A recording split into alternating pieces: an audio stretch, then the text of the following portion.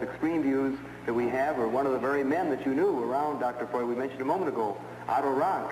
He spoke of the birth trauma. He said the actual trauma of being born would leave a very powerful impact on the ego and show itself throughout the life of the person. I should say this is very important for an ego, that it is born. Yeah. Otherwise it wouldn't be. And this is highly traumatic, you know, yes, when you fall out of heaven. But will you take literally Otto Rank's position of the birth trauma as having, you might say, a psychological effect? Don't you see, this is an event that happens to everybody that exists, that once has been born. So everybody is born, has undergone that trauma. So the word trauma has lost its meaning. I see. So, in other words, it is a general fact, of which you cannot say it is a trauma. Yes. It is just a fact.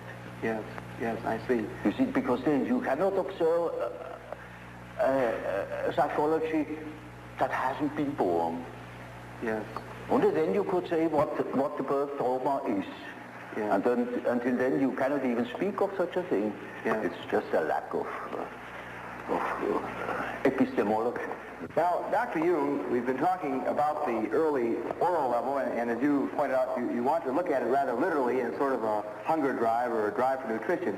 Now, another rather fundamental point in development of the ego, as the more or less orthodox psychoanalytic view follows, is that there is then, this is followed by another critical level, an anal level development. Well, one can use such terminology because it is a fact that children are exceedingly interested in all orifices of the body and they are doing all sorts of disgusting things, you know. Yeah. And sometimes this such a peculiarity keeps on into later life, you know. Yeah. It's quite astonishing what you can hear in that respect.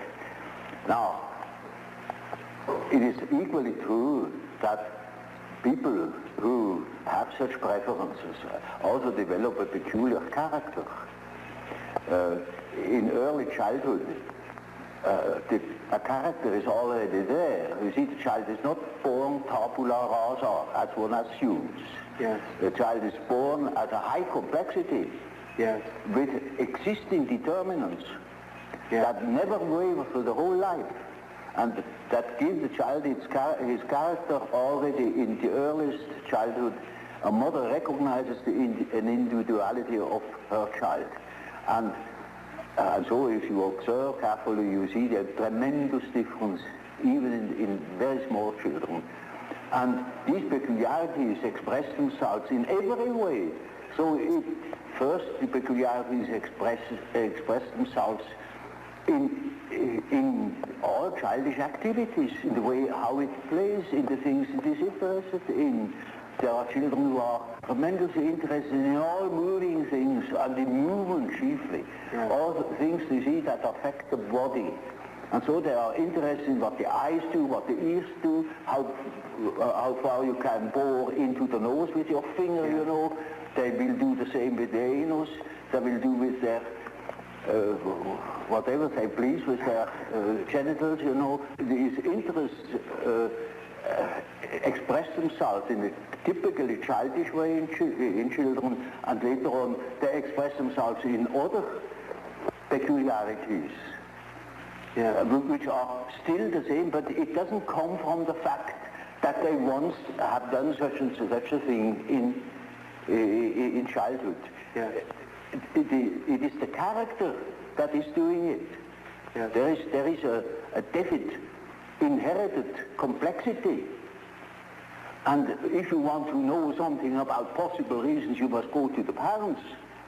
So in any case of a child's neurosis, I go back to the parents and see what there is going on, you know, because children have no psychology of their own, literally taken. They are so much in the mental atmosphere of the parents, so much en participation mystique with the parents. Yes.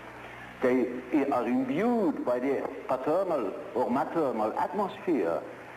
And they express these influences in their childish way.